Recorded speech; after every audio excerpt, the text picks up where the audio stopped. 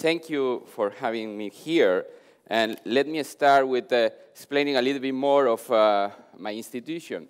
I work for the Inter-American Development Bank. It's part of the multilateral financial institution system. And like the World Bank, the Asian Development Bank, the European Reconstruction and Development Bank, all of that. The difference is that we are the only one where the borrowers are the owners. We are the only one where the majority and the management is handled by the borrowers. And that creates a difference on the mentality, because it's more a mentality of a co-op. We are all together here, and we have to take care of how we manage this institution. So far, 50 years, and nothing has been broken, and the capital is growing, and there is a level of success that is good, and we are looking forward for the next 50 years. Now, we're in the process of recapitalization to continue to be a relevant player in Latin America and the Caribbean, and what I wanted to share with you is a little of our experience in the markets of Latin America and the Caribbean. The topic is capital markets.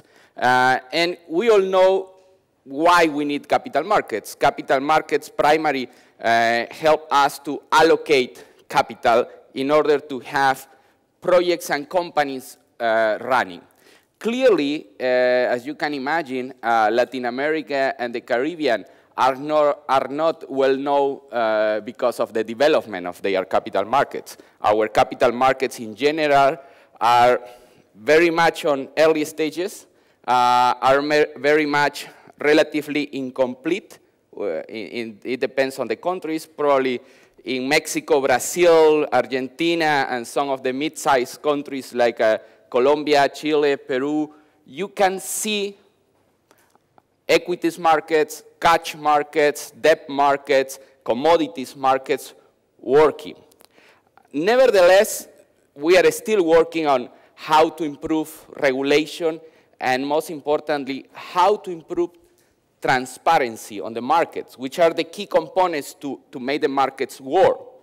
And one key element to make this work is clearly maturity. And it's going to take time. You need to put together different elements and help to get the level of maturity to get things rolling without intervention from outside. And in the last 10 years, Latin America has been relatively successful in getting to a levels of maturity that we didn't have before, to put it very, very bluntly.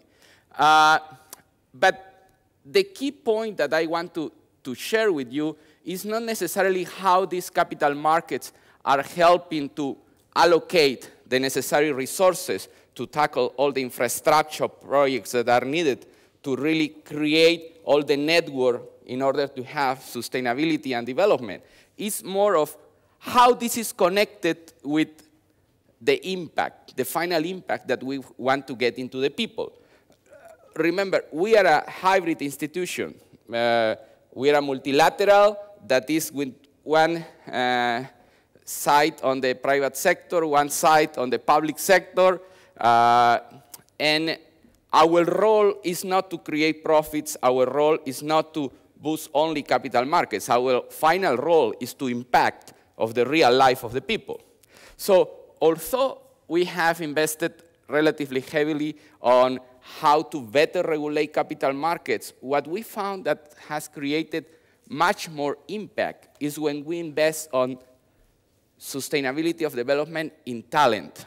Because the key element for the future, how we see things, and this is clearly not just a factor in Latin America and the Caribbean, it's a global factor, is that the difference on the kind of society that we want to create for the future is not about the amount of money that is available to create projects. It's about who is going to run those projects. What is the sustainability of the people that are running those projects?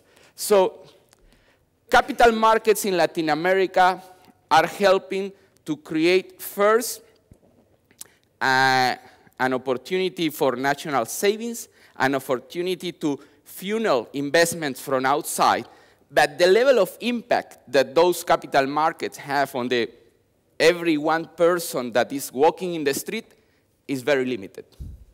And that's a reality. We early found in our institution that, yes, we can boost that element of the overall economy, but that is not going to create a difference for the people, the everyday people. That is really what we want to impact.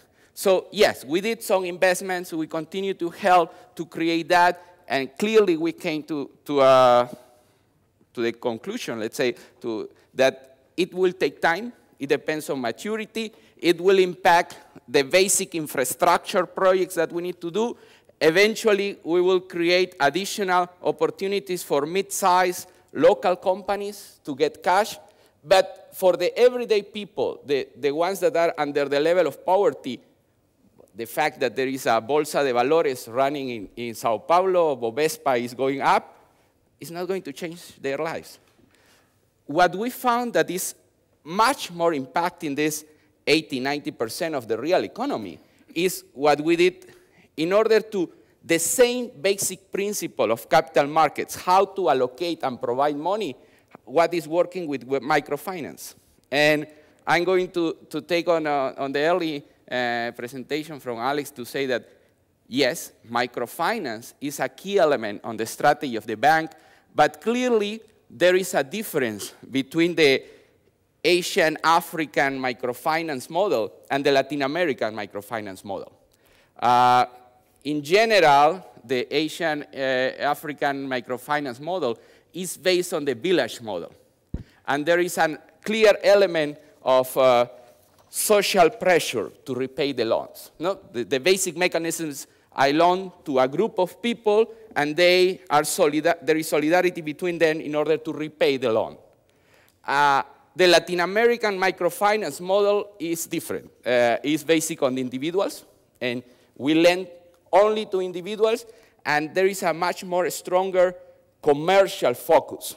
Because in order to lend the money, there is an assessment of risk based on the cash flow of the model of the business, even a very little business that this person has. Okay? So we don't lend money in general in Latin American microfinance institutions. We don't lend money based on we want to develop this village or this group of people. We lend money because there is a real economic activity behind that is going to allow this person to pay back. And there is an intelligence that is developed behind in order to make an assessment.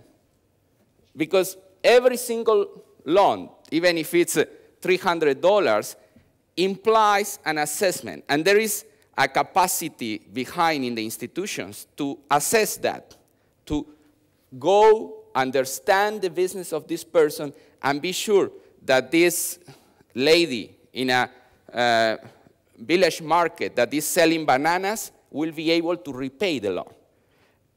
So this is not concessional. The level of repayment of the loans is really high, even better in some of the countries than the commercial loans, and it's working.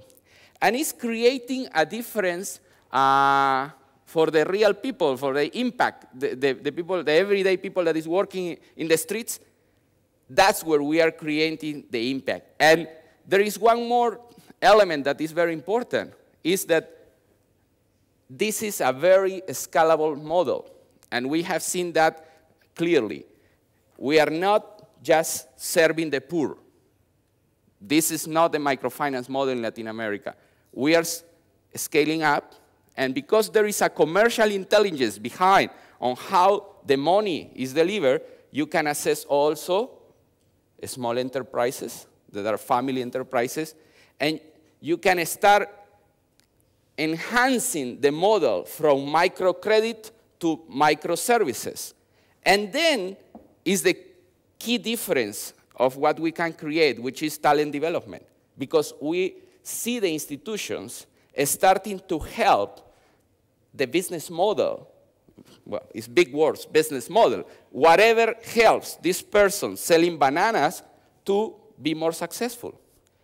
And yes, it is working. We have seen that the microfinance institutions are starting to create other offerings along with the microcredit. And most importantly, we are creating an impact on what is much important in the long term, which is talent development. At the end of the day, it's not so important that you are able to give somebody $500 on a revolving basis every year in order to have cash flow or working capital for a little bananas post in a local market. What is most important is that this person is getting the knowledge that is necessary to create a sustainable business around that, and that expands to the rest of the family.